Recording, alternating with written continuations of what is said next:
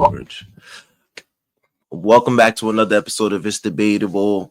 It's just me today, your host Sebastian, and I just wanted to give my own personal takes today. I feel like we should start doing more of these just to keep updated with the NBA and as to what's going on. I do feel like a lot of times, because of the schedule me and Justo be having, or me and Faye be having, is like we miss out on a lot of content. So I might as well just come here, just give a quick, a little episode. Feel me, fresh out of work, early in the morning. What time is it right now? It's like 8 in the morning, man. So I still got a little adrenaline. So I said, fuck it, why not? So today we talking NBA basketball and just feel me for the update. Last night we had the Golden State Warriors versus the Houston Rockets, and I believe it was Game 6, an elimination game between the Warriors and the Rockets. The Warriors being up 3-1, and the Rockets just completely just shit in the bed. Game 5, I believe. I do think that there was a lot of time where the Rockets couldn't get their offense going. They relied on Alfred Şengün a lot in the post, and he did have 25, but I feel like that 25 in the post is like he would miss like 2 shots and hit it like on 1 shot. He would miss like another 2 shots and then maybe make his next 2. It was like an inconsistency in the post, but that's the only place where scoring was really coming from. Instead of that, and Fred VanVleet, who had a hell of a game shooting lights out. I believe he shot like around 7 threes. He made 7 threes on that Game 5. Definitely gave him the spark plug, but down the stretch, I think they could have, went to him a little bit more. This Rockets team right now is just that they're running into a real veteran playoff team. When you look at the Warriors team, they're very seasoned with Stephen Curry, Draymond Green, and Jimmy Butler, guys that know what to do. Another guy that they have that's a vet and basically in their run is Gary Payton. Guys that actually been there and won something. Even just the acquisition of Jimmy Butler just put them over the edge defensively. And this is just an old-fashioned, just old school versus new school. I think this is what really this series is about. Like, feel me? The young guys, they hungry. The Rockets team, they a bunch of young guys, they hungry. They feeling good about themselves. They just managed to get the second seed right now, but we're going against an experienced Western Conference team that, feel me, been through hell and back. A guy like Steve Kerr, who's seen damn near every team. Jimmy Butler, who's just, we know him as somebody that turns it up in the playoffs. Draymond and Steph, like real veteran guys, and that's what they ran into. But that didn't matter because facing elimination for Game 6, they managed somehow to pull it off. And not only pull it off, they put belt to ass to the Golden State Warriors at home. And I'm a firm believer in this saying where they say role players pay better at home, and they needed every single one of that. A bunch of players in double digits. If I look right now, hold on 1 second, let me pull it up. I'm going to tell you right now, a bunch of players in double digits because I was watching the game for a little, and feel me, guys are just stepping up. You had Amen Thompson, 25 points, going along with 5 steals, playing both sides of the floor. You had Dylan Brooks, 24 points. Fred VanVleet, still being that offensive spark, 26. You get 20 from at least 3 players. That's sort of bound to win. Jalen Green struggle. We're going to talk about that a little bit more. But, even role players like Tari Eason, Jabari Smith, like they had their fair share. And an underrated factor for the Rockets has been Steven Adams. Give them very crucial minutes down the stretch to just being a big that could just, protect the rim and just crash. He's really a veteran for this team as well. But the only thing is that when that hacker Adams came through is he misses both free throw, you got to sit him down. So that was the only negative I feel like for his play in the series thus far. But yeah, that didn't matter though, because them boys came out. They played the official style of Rockets that we know them to play. They get stops and they run out in transition. Amen Thompson just running the floor, just playing aggressive on both sides on the floor, getting in lanes. Like, feel me?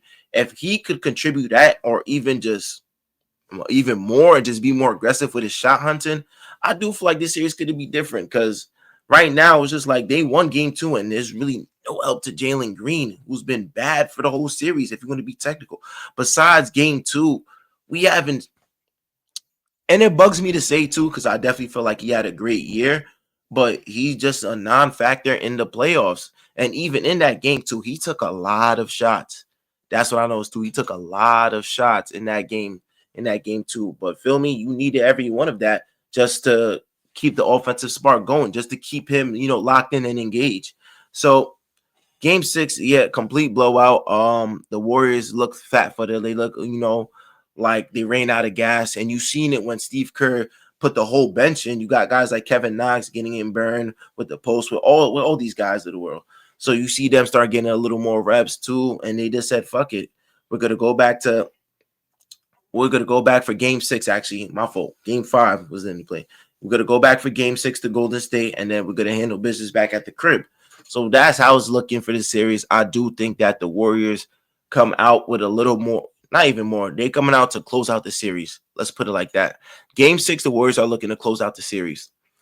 But now, as a Rockets team, do you think that we won Game 5 with flying colors? Feel me? Like, we showed who our identity is. We're getting out in transition. We're running. We're playing top of the line defense. We're playing aggressive defense. We're not letting Steph get to his spots.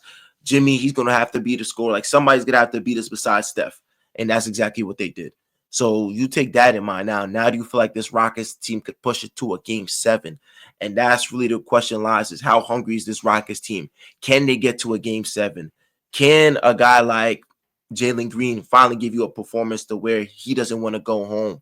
Like, the guys got to play, they don't want to go home, and the crowd is going to be rocking there in San Francisco. They're at the Chase Center. They're going to have all diversity in the world. This is where we see what this Rockets team is made of. And if they have what it takes to push it to Game 7, even if they lose in Game 7, by all means, fuck it. But do you have that fight? And I just want to see that. But, I believe Game 6 is tomorrow night. Tomorrow night. I do feel like the Warriors close out and just show that they're veteran experience. But shit, I'm always down for a Game 7. I'm always down for a Game 7, except for one series. But I'm going to get into that a little later. But another team that played last night, the Los Angeles Lakers versus the Minnesota Timberwolves. Shit. Lakers was down 3-1 in the series. Oh, man. I don't think nobody expected this. A lot of people, even Vegas, had the Los Angeles Lakers to win this series with flying colors, maybe 4-1, 4-2. But the complete opposite happened. Right now, we're looking at this team as what the fuck happened, because going in, like, how you down 3-1? How was you not managed to pull out, make the series 2-2? How is that even possible? I'm gonna tell you how it's possible. A lot of fourth quarter collapse we seen in game, I believe, was it 3 and 4? They collapsed in the fourth quarter, and I just think that the Minnesota Timberwolves, they just wanted it more. So going into last night's game, there's a lot on the line. 3-1. You're back at the Crypto Arena, even though I still like the Staples Center. You're back at the Crypto Arena, and now it's go time. Feel me? And the Lakers came out, like they didn't want to go home, but testament to the fucking Timberwolves, they stuck in there. Like, feel me? Even though they was down, the Lakers was down 10 at a point. They still had that play. They still had that urge to, like, we're not out. We're not out of it. And when they made a run with Luka Doncic, even Reggie Miller saying, like, yo, Luka might not be 100%, but his 70% is better than a lot of players 100%, which is a fact, though. Like, feel me? You have Luka and Bron out there, but it didn't turn out that way. They let a guy like Rudy Gobert. And this is what the thing that people were talking about within this series. Is Rudy Gobert going to be able to play the floor? Because can he guard the perimeter? Is he going to be a liability out there? And for the most part, he didn't get that much burn in those games. But in this game, and even TNT, even Shaq had to give his credit, Rudy Gobert was cooking. That nigga Rudy Gobert finished with 27 points and 21 rebounds. Talking about barbecue chicken alert, the simplest shit he had to do. And this is a testament to the Lakers and just not playing Jackson Hayes, even though he probably still would have got fried. That small ball lineup was just fucking him up that game. And usually they was in those games in game 3 and 4 with the small ball lineup, because at the end of the day, that's still more offense. And the thing with Minnesota was they wasn't playing Rudy Gobert. They was going with Julius Randle, Jaden McDaniels, Anthony Edwards, Dante DiVincenzo, Mike Conley. And Julius Randle was the one that was horsing down low. A guy like Jaden McDaniels, he finished, I believe, game 4 with 16 and 11 boards. Like, feel me? That didn't bother them because they could work in that offense. What this Lakers team is, they just got out. They got outclassed on the boards. Like, literally 21 boards from Rudy Gobert and 27 points. Anthony Edwards didn't even have his best night. He didn't even hit a 3. He went like 0 for 9 from 3. The guy that just led the NBA in 3-pointers made went 0 for 9 for 3. And y'all still managed to lose. And when I'm looking at the Lakers offense, I'm gonna keep it a buck. Bron ain't been the same. Like, I don't know if, feel me, people are gonna say that it's not Bron's fault or they're gonna blame it on age, but Bron ain't look the same. I'm not gonna lie. Like, there's a couple of games where he had a costly turnover, just inbound and shit that LeBron wouldn't do. And it might be that time for Bron to pack it up. Maybe another year or so, but Bron did not look like, feel me? I know he had 38 and was shooting the lights out the ball, but the Bron that I know, that I grew up watching, a lot of times he's not forcing a lot of jump shots because he's getting to the basket because he knows nobody can fuck with him when he's getting to the rim. I look at it, the nigga got blocked by Mike Conley on damn near fast break. Mike Conley, who's damn near maybe 5'11", 6 foot at most, blocked LeBron James. Got up there for LeBron. Like, that's not the LeBron we know. I don't think he was as aggressive as he was shot hunting. I think he was jump shooting a lot, like a lot of time, a lot of threes where it was just like, was that even necessary? I think that's what it was. Bron ain't really play up to par, and everybody want to say Luka was sick. All right, cool. Luka was sick, but for the most part, Luka was dropping 30. So another thing that we got to look at was the defensive end for the Lakers, because in this game, they couldn't guard nobody. For the series, they couldn't guard nobody. I'm looking at Austin Reeves. Everybody's saying the best third option in the fucking NBA. Couldn't guard a park car. Luka Doncic, y'all see why Nico said you can't win without defense, feel me? It's still a dumb move in my end, but at the end of the day, it's like, damn, you dead ass don't play defense, and that's really what it was. Luka Doncic did not play a lick of defense that whole series. They were looking at him as barbecue chicken. Anthony Edwards looking at everybody on that side like there was food. Julius Randle, I could get to the basket at any time. Nobody's going to stop me. Feel me? He's going up strong left, maybe taking like maybe a couple threes here and there, but he going up strong. They all finishing strong. Rudy Gobert last night, the paint was damn near free for him. This shit was free. There's a closeout game because of Rudy Gobert. Rudy Gobert closed out the Lakers. So I look at that. Everything could have went wrong for the Lakers. I definitely think that they were saying JJ Redick got out coached, and to sort of a degree, you kind of did when you let your starters in for the rest of the game. But that's just a testament to just saying that I don't trust my bench. We're gonna have to do something about this bench going into next season because Nas Reed had more points per game than their whole bench. So I'm looking at it like that. And I wouldn't say it's because guys didn't get minutes or so. When they got on the floor, they just look lost out there. It's either like Luka, do your thing, Bron, do your thing, Reeves. Like, nobody really like got their own shot. Like a guy like Gabe Vincent, he looked weak out there. Dorian Finney-Smith, he's only somebody I could say, yo, shout out to him. All these other guys, they looked weak out there. I'm looking at it like I would have probably put in even Shake Milton. So it's like somebody got to give us some offense. Somebody got to give us a spark off the bench. Because there's no way that we're playing our whole starters the second half and like we just fall short. So yeah, Lakers end up losing. I don't know what to say. I know a lot of Lakers fans right now, they in disbelief. They thought they had these series in the bag. Anthony Edwards show out. Shout out to Anthony Edwards too, by the way, who I think personally could be the face of the league in the years to come, just off the strength of just he's a hooper. He don't want to do nothing more. He want to hoop. And when he gets on that court, Anthony Edwards he's going to come at your head. Like, feel me? He's not backing down from no challenge. And we seen it last year when he swept the Suns, and we seen it this year. He gentlemen swept the fucking Lakers. He don't care who's in front of him. If you're the best player, if you're the best, you're gonna have to show him. And that's something I can respect. I think that's what is sort of missing from our star players today. It's just like, oh, good game, bro. Oh, like, feel me? Like, oh, we're going to laugh about it. We're going to die about it. Anthony Edwards, he's just like, yo, I'm going to talk shit to you. Like, we might be cool outside of basketball, but on this court, like, you damn near an enemy to me. And, like, feel me, he didn't back down for Bron.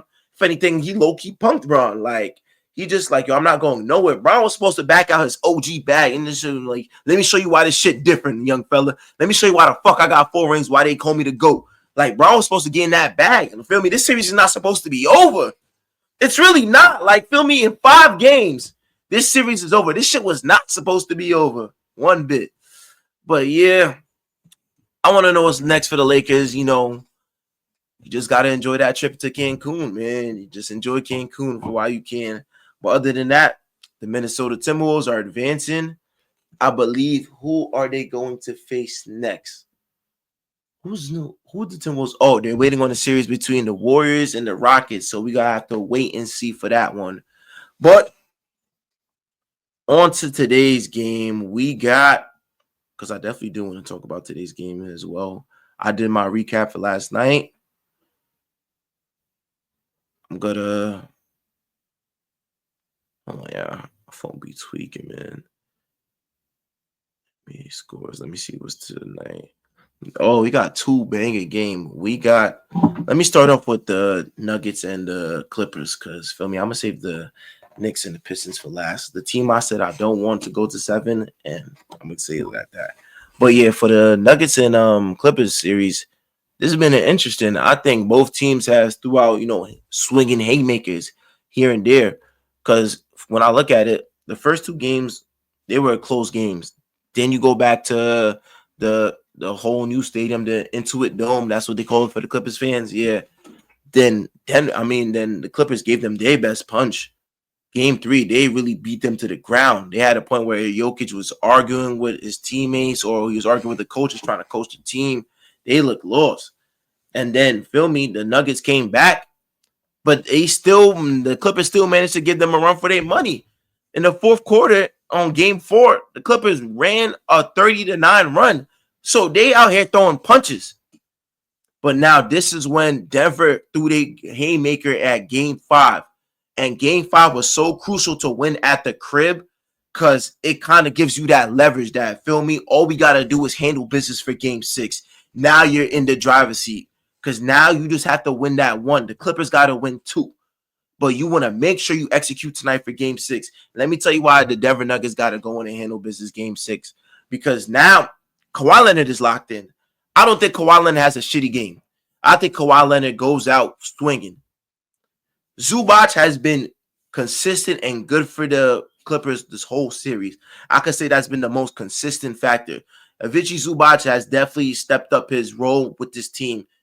And shout out to him, because from what I seen last year, I wasn't too high on Zubac. I got in a whole argument about how I feel like Zubac was just going to get punked again. But nah, Zubac stepped up to his own. He's being his own man now. Shout out to you, Zubac. And I just think that the role players are just going to play better at the crib. You got a guy like Norman Powell. He should go off. Is James Harden going to step up? When I'm looking at James Harden games, these past couple games, the first 2 games, lights out. Shout out to Harden. Then it's like he's starting to regress. Like, don't run away from the moment now. Game 6 tonight, James Harden going to have to play. Or else is like the same narrative. Like, feel me? We can praise James Harden for having a hell of a year and for what he did for the Clippers this year. But if James Harden does not show up tonight, that talk is going to come back again to like, yo, when you need him the most, he vanished like the Avatar. Tonight, James Harden is going to have to show up. And I definitely do think that he should show up. You back at the crib, feel me? You feeling good. You just got your ass handed to you by Jamal Murray, who just dropped fucking 40 points, 43 points. Russ was bugging. Russ was hitting threes like he damn near Curry. My son Russ hit 4 threes back from the injury. Yo, shout out to Russ. I don't want to hear nothing about the haters, man. I don't want to hear the name Nick Wright. I don't want to hear nothing about you, man. All you dudes have been shitting on Russell Westbrook's career this whole time, man. All these niggas that hating on Westbrook, I don't got nothing to say to them, man. Just keep hating, man. Why not, man? Yo, Russ, shout out to you, man. But yeah, he was hooping. Jokic didn't even do his thing for real with the scoring, because he seen everybody had it going on. Jokic had damn near 10 assists in the first half. Everybody in. Christian Braun feeling good. Aaron Gordon been a consistent factor for them this whole playoff series. Who else am I missing out on? Who else am I missing out for the Denver Nuggets? Nah, that's damn near it. Michael Porter hitting these timely threes. Michael Porter, he definitely stepped up too, because this new coach definitely demanded more from him when he didn't play him in the first 2 games down the stretch. Michael Porter adjusted. He stepped up and he said, I'm going to give you a reason to keep me on the floor, coach. So shout out to Michael Porter for stepping up. But yeah, but this game 6 is huge for the Clippers, and it falls on James Harden, because Kawhi Leonard is going to show up. Even if Kawhi Leonard is not in it, he's going to take these shots. Feel me? He's going to give you a reason to still be in the game. It's up to y'all now. It's up to y'all now. It's up to James Harden specifically. Feel me? You the second best player on this team. We need you out there to help Kawhi Leonard to counteract. Because say we get another game from Jamal Murray. Jamal Murray might be turned up now. That 40 didn't come out of nowhere. He's turned up now. Maybe he's feeling better. Now he got a little more pep in his step. Maybe he's like, feel me? Because you remember Jamal Murray went out at a certain time during the season with an injury. So maybe his group wasn't there. But if we get in that Jamal Murray that we got game 5, looking like Bubble Murray, y'all better have a counter for that. James Harden better have like 25 and 11. Y'all better have a counter for that because Jokic is not going to have a game like that offensively where he maybe looked a little sluggish. He's going to probably be there. Michael Porter's going to be there. Aaron Gordon's going to be there. So tonight, I need the Clippers to step it up because I do want to see a game 7. But in my opinion, if I'm a betting man, big fella Serbian, going to handle business, triple-double. I'm thinking maybe 35 points, 16 rebounds, 12 assists. I just gave y'all the locks. Jokic about to start bugging tonight. And if him and Murray got that 1-2 punch going, yeah, boys better be ready, man. But yeah, shout out to this series thus far, though. It's definitely been a competitive series. Shout out to the referees, too, as well, for letting them play it. And that's a part I think that the fans are appreciating now. We're not getting this kind of soft era where we calling everything a foul, what it is. We're not letting players show their emotion on the court. Like, some players, they play better when they wear their heart in their sleeves. And that's exactly what's been going on in players. Players are showing a little more like, yeah, like I'm here for the challenge. Like, feel me?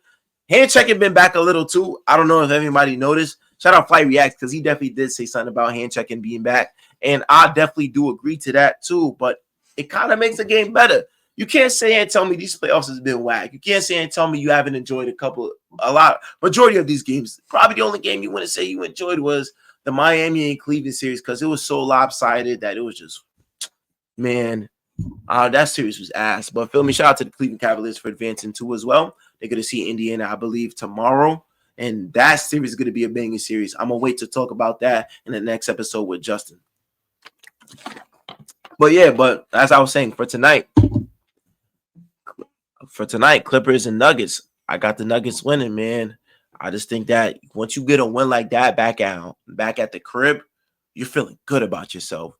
You feeling like, all right, we could beat these boys if we just get into our offense. If we get into our offense, we have one of the best offense in the NBA. They're going to have to play catch up. The Clippers are going to have to play catch up. But yeah, I got the Nuggets win. But if you on the Clippers side, James Harden has to show up. There's no way around it. Kawhi Leonard is going to show up. I'm just saying. Kawhi Leonard, I have a feeling that Kawhi Leonard, has one of them games because the stakes are on the line, feel me? Down, facing elimination. Kawhi Leonard is one of those guys I could trust down the stretch, just handling business, having one of those efficient games, maybe miss 4 or 5 shots, get to the Baja, get to the line a couple times, get these defensive stops. Kawhi's going to try to put the clamps on tonight. But yeah, that's what I think. Yeah, that's going to be the 10 o'clock game if you're on the East Coast side. But yeah, my last game, the game that I saved, the New York fucking Knicks versus the Detroit Pistons, man. The New York Knicks were up 3-1 with a chance to seal the series at home. And I thought to myself, and when I spoke about this with last episode, I said, I'm not too sure if we close out at home. It's just too much hype when it comes to closing out at home. That's one. Number 2, last year, we dead-ass lost because Maxey started bugging. We was up, and then everything just went away. So when I was watching this game 5, I'm like, we might lose this game. I just have a weird feeling. Like, first of all, when Jalen Brunson has 16 points and Karl-Anthony Towns has like 17 points, just know you're doomed. That's not winning basketball for the New York Knicks. When both of them guys are on 20, 25 apiece, 30 apiece, that's when we're at our best. But not when OG Anunoby is leading the way with 23 points. Feel me? No disrespect to OG Anunoby because he was hooping. And I feel like he's definitely been the main factor, the X factor for this Knicks team. But yeah, when he's our leading scorer, it's kind of not there. The crazy part is we lost that fourth quarter. Let me tell you how the fourth quarter went down. We lost. I believe we're down in the fourth quarter because the Pistons, they go on a great third quarter run. And shout out to Asar Thompson because when he was going on that third quarter run, he was just running the floor. Just simple looks at the basket. I see a lot of times where the Detroit Pistons, they work on a pick and roll with Cade and Jalen Duren. Jalen Duren rolls in that pocket, and he's right there. And then just at the dunker spot right there, Asar Thompson is right there because Jalen Brunson cannot do nothing about that. Tibbs, I don't know what the fuck you're doing, but you're putting Jalen Brunson in a bad spot when Asar Thompson is getting the same dunker spot for at least 12 of his points. I believe he finished around with 20, but 12 of those points came from Asar Thompson just getting a dump off pass or just being in the dunker spot. I don't know what the adjustment is you got to do, but we cannot have that. I'd rather have Jalen Duren just finishing on the roll. I'd rather that because now you're getting other balls, you're making it better. If you have to foul Jalen Duren and get into the line, so be it. We'll live off of that. But if he's getting those easy passes, if Cade getting those easy lobs to Asar Thompson where he's right at the basket, that nigga got serious hops. Like, feel me? Him and his brother, they jump out the gym. I don't know if they were doing fucking calf racers since they was 1 year old, but them niggas could jump. So whenever they throwing a lob, that shit is an automatic 2 points. Feel me? Have somebody else beat you that way. But that cannot happen. And that was going on game 5 in that third quarter run. Fourth quarter comes, it's like, all right, this is usually where, Jalen Brunson, captain of the New York Knicks, he put on his cape. It's go time. Feel me? 12 points in the fourth quarter. What is it? 12 points again, or 11 points in the fourth quarter, game 2. Like, I believe 13 points in game 4. Game 3, game 4, 15 points. If y'all watch that game 4, he was going crazy. 15 points in the fourth quarter. Not really at the line. Maybe went to the line maybe like 4 times. He didn't go to the line for real.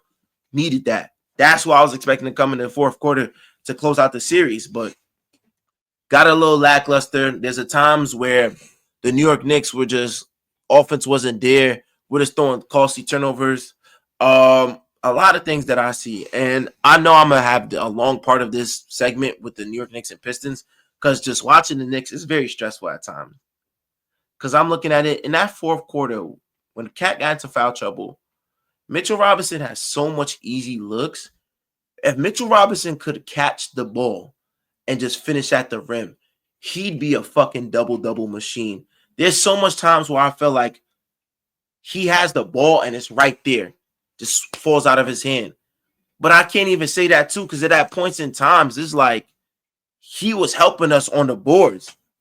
But when it just comes to scoring, it's just like the free throw liability, just not being able to catch for real and just go up strong. Like, Mitch, like, feel me? Like, you don't gotta play scared, bro. Like, feel me? Like, I feel like it's a psyche thing because he doesn't want to get injured again. He wants to be available for his team, so he's playing precautious. Mitch, you gotta catch the ball. You gotta just like a real center, man. Like, there's no reason why you should be having rebound wars with Paul Reed. You better than that, Mitch. I seen you go against Embiid last year. I seen you hold your own against Embiid last year. He was cooking, but you held your own. You and Isaiah Hartenstein. But don't sit here and degrade yourself and tell me that now I can't hold Paul Reed and Paul Reed's going to get some boards over me. Nah, be that man, bro. I know. Be that guy that I know you could be. That the team is expecting you to be. Mitchell Robinson, this is specifically for you. You, like, tonight, I need Mitchell Robinson to really be a snagger. Go right up and dunk that shit. Stop hesitating. None of that. You got to go out as a man this game, bro. Like, feel me? When you get into that game, Mitchell Robinson, catch the ball, finish right on whoever's fucking head, dunk on whoever's fucking head. Still do your thing with the rebound and the putback dunks. Shout out to you for the putback dunks, though. But you got to catch these lobs. You got to dominate the paint because when Cat goes out in those minutes, it's crucial that we need a big that could just score, that could actually free up. But yeah, in the fourth quarter, Mitchell Robinson, another guy who I want to talk about, and I'm not saying this from a place of hate. I'm not saying this from like, I'm not a fan of your game or whatsoever. Like, feel me? Like, you're a crucial piece, but you just act like this. Mikal Bridges. Mikal motherfucking Bridges. Where do I begin, man? Mikal Bridges has what I call an up-down season. Because for the most part, Mikal Bridges is just like, he's just been there. It's like, we have another defender. We have somebody that can hit threes. He didn't really stand out this season like I thought he was, like a definitive third option. I think OG Anunoby took that step I feel like he's played to his contract for the most part this season. Yeah. But Mikal Bridges was supposed to be somebody that come in there and have another spark plug. I do feel like at times it really be the Brunson and Cat show. But I just think that Mikal Bridges just needs to demand the ball. You need to be more aggressive, Mikal. I feel like during that time stretch when Brunson and Josh Hart is out, you need to demand the ball and just really just put up points. Like I feel like a lot of times he just catching it with a flow of things. He going up lazy. You getting a shot blocked by Cade on a pin down. Feel me? I feel like you gotta dunk that shit. Like you gotta be more aggressive. I think Mikal Bridges has been too nonchalant. Every time I look at him, he just has a calm demeanor, which is nothing wrong with that. But there's a certain point in time where you gotta be aggressive and you gotta demand the ball. You gotta go at Cade Cunningham because Cade Cunningham, I hate to say it, feel me? We come up with a lot of stocks, but at this point in time, I'm looking at him like, yo, Cade Cunningham looking at you like you food. And that should be the complete opposite of anything. Cade should not look at you like you food. So what I need from Mikal Bridges this game is to be aggressive in his shot. If Mikal Bridges has a 20-point game, we good. Feel me? If Mikal Bridges is knocking down these threes, we look good. But when Mikal Bridges is missing, it's like, damn. You kind of look soft out there, though. So, Mikal Bridges, this is for you especially. We need Mikal Bridges to step the fuck up. Everybody knows it. Everybody can say about how they traded how they traded for 5 draft round picks for all that type of shit. I don't care about that. That's in the past now. Mikal Bridges is here now as a New York Knick, and the most time we need to step up is against Detroit in Game 6. Because them boys, they feeling good about themselves. They went into the Garden and they handled business. They know that they got to get a win now. Them Detroit boys, they hooping for real. They hooping for real. They don't get discouraged. They got their vets. They got Tobias Harris feeling good. Tobias Harris was not feeling like that on Philly. If anything, I feel like Philly took his confidence because of what the fans are saying and just how he looks. But for this Detroit team, he feel like he could be himself. I could be a vet. I could be a leader. Same thing with Tim Hardaway and Malik Beasley. They feel like no matter if they're missing shots or they making shots, that team, those group of guys, they respect those vets guys no matter if they're hitting or missing. Feel me? They actually encouraging them. And Cade has just been Cade. Cade has stepped up into being just, feel me, a star in his role. I don't know if he's a superstar yet, but he's pending. Cade Cunningham is here. And the bad part about this series is I fuck with the Detroit Pistons. I definitely think that they had a vision. They stuck to it. And, like, feel me, it's going to pay off in the long run if they could just keep making the right moves. So it's kind of a tough love series because, feel me, we're still in New York, feel me.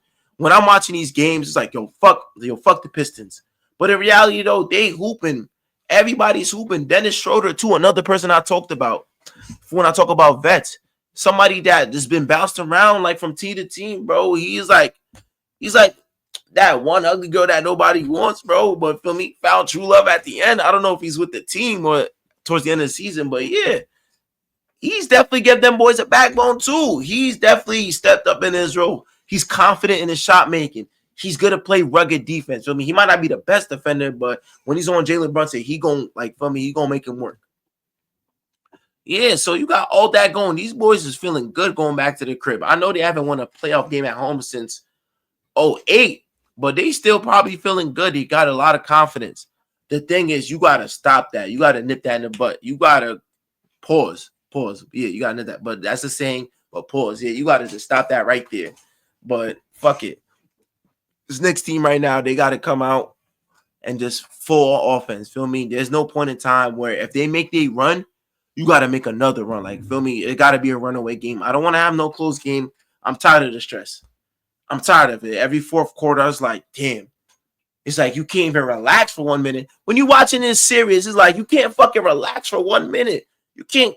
Every time you put your head down when the Knicks is up 10, here comes Detroit. Now they're making a fucking 12-1 run, and nobody got a fucking answer for it. It can't be that this game. Please, New York Knicks, handle your fucking business tonight. I know the Detroit Pistons are gonna come out. They're gonna be ready, but this is a game where you gotta assert your dominance. The New York Knicks gotta assert their dominance. I don't know how healthy Jalen Brunson is. I don't want to hear all that. If you're on the court, you're playing, and I know Jalen Brunson never make an excuse. That's a fourth quarter. I'm a clutch player of the year for a reason, man. If he's out there, he's not making an excuse.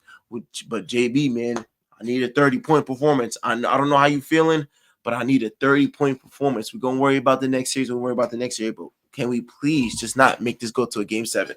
I just can't take the anxiety no more. I can't. I don't want to deal with that. I really don't. I just don't want to deal with that one bit, man. So if we could just handle business, New York, come out, go to Detroit, handle your fucking business. Karl Anthony Towns, I don't want to see 17 points from you. I need to see 30. I need to see you in your bag, man.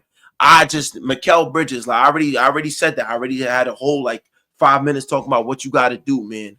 Handle your business. OG Anunoby, keep playing that defense. Keep playing hard. Handle your business. Mitchell Robinson, catch the fucking ball. Handle your business. Josh Hart, keep playing hard, bro. Feel me? Keep hitting them timely threes. I don't got much to say about you. You leave your heart. You leave your heart out there on the court every time you play, man. You'll play 45 minutes. You'll run for a rebound. I can't say too much about Josh Hart. You're going to play hard regardless. One of them players that you got to respect, man. No days off. On you on the court, you're going to who else got to handle their business? Deuce. You thought you could get away. Deuce McBride thought he could get away, but nah. I can't let this one slide. I couldn't. Deuce McBride, bro. What's going on, man? What's going on? Last year I watched you in the playoffs against Philly. You hitting everything. Boom. 3 good. Let me get that stop on defense. Let me run out like what's going on, man? It's like you missing shots. Like, feel me? The threes is not hitting the same. It's like you looking a little bit lost out there. I know in that fourth quarter in game 5, it was a big ask of you to go out there and just, try to close out the series. I know that's a big ask of you. But it's like, damn, the Deuce I know was bugging last year. Like, feel me? Confidence. Don't get your confidence derailed now, man. We need you out there. Tonight, we need Deuce McBride for 10 points too as well. This gotta be a series. This gotta be the game where you get your shot back, you get your confidence back. You're playing both sides of the floor. You're playing lanes. Deuce McBride, handle your business. But like I said, the Detroit Pistons, they're going to go out. They're going to play hard. I know it's going to be a close game. What I really want as a fan, though, is just for them to just close out the fucking series so we could just move on. We could catch our breaths, all types of shit. But is it going to happen? I hope so. But probably not, man. All these games have been relatively close. All it takes is just Detroit to really just break away for one game, and here we are in the game 7. But shit, that's the only game I don't want to go to game 7. New York Knicks, please handle your business. I don't know what's up with us and not being able to close out at home or not being able to win games at home. I don't know what that's about, but you got to cut that shit out right now. New York Knicks, let's handle our business. Do your thing tonight. Shit, Detroit Pistons, man. Can't say enough good stuff about y'all. I keep saying good stuff about y'all. Feel me? Y'all the ops right now. But feel me? Shout out to the Detroit Pistons. Shout out to the series, though. It's definitely been a very competitive series. Both teams just been playing hard. Fourth quarters is like, it's never some shit where you just like, all right, I'm done watching this. You got to tune in for every fourth quarter. Every fourth quarter been a movie for this series. But yeah, that's all I got to say. But that's just going to wrap it up. I just wanted to come out here and just give my takes. Shout out to everybody that's watching, everybody that's been tuning in. It shows that our views has been up lately. So shout out to all the support. We still gonna do WWE. Football season's ramping up. We definitely should have been talking about football a little bit more, but WWE, WrestleMania was a big thing. Now we're in the playoffs. So when the season unwinds, we'll get to do more topics. I'm definitely gonna be doing more interviews. Just getting this shit together, man. I don't really say too much, but feel me, now I'm in my own space and platform to where I could just have my own episode. I just want to just shout out to everybody that's been tuned in. This platform just been growing for like, year 4 now? Just the progress that me, Justo, been making. Shout out to my brother too for, joining the team and all that type of shit. But yeah, shout out to everybody, man. It's debatable in the motherfucking building, and we just gonna keep growing, man. Shout out to everybody.